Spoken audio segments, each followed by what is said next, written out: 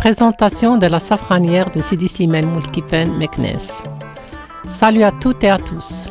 Le but de cette présentation est de vous initier à cette fleur très particulière appelée roi des épices, le safran, le Crocus sativus.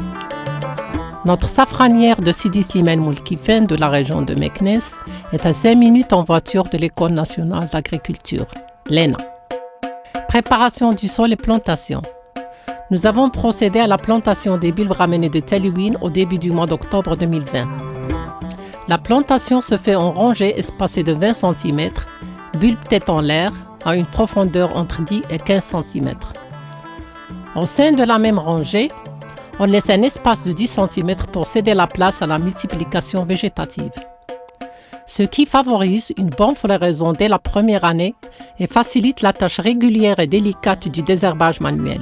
Bien entendu, dans une culture bio, on n'a pas utilisé des herbicides. Il faut noter que la préparation du sol pour la plantation était purement bio. Pas d'engrais chimiques, pas de pesticides. L'exploitation de la première plantation dure 3 à 5 ans selon la richesse du sol en matière organique. L'irrigation se fait selon le besoin. Dans la région à faible pluviométrie, arrosée légèrement au printemps et en automne.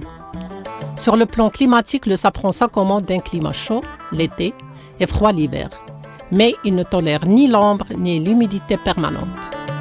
Floraison et cueillette. Le mois de novembre, c'est la période de la récolte. Pour conserver toutes les qualités du safran, la cueillette doit se faire tôt le matin, avant le lever du soleil. Les fleurs sont encore fermées.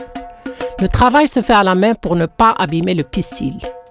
Les fleurs sont ramassées dans des paniers en osier. Surtout, évitez les sacs en plastique et les seaux en aluminium. Émondage.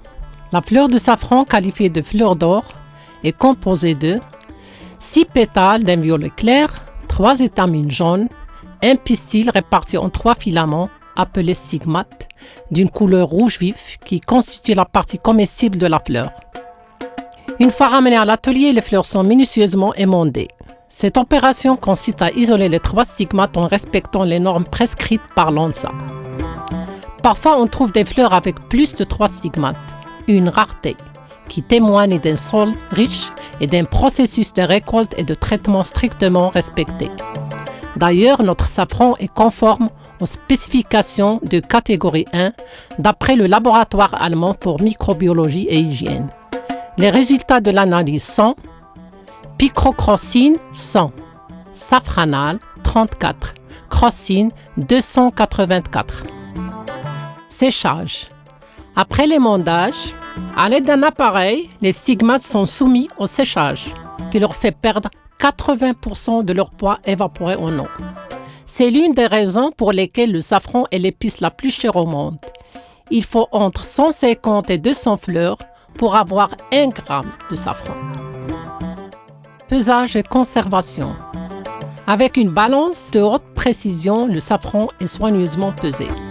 Il est ensuite conditionné dans des bocaux hermétiques en verre à l'abri de la lumière et de l'humidité. Pendant 1 mois et demi, une durée d'une sorte d'affinage qui permet à l'épice de révéler toutes ses saveurs et leurs bienfaits, le safran est maintenant prêt à vous offrir une agréable dégustation. Toutes ces opérations, cueillette, émondage, séchage et conditionnement, se font impérativement dans la même journée. Les bienfaits du safran. La précieuse et délicate épice aux multiples vertus, surnommée l'or rouge, est en premier lieu un antidépresseur, et cela se confirme dès qu'on contemple la beauté de la fleur, sa couleur mauve et le rouge vif des stigmates, qui dégagent un arôme caractéristique.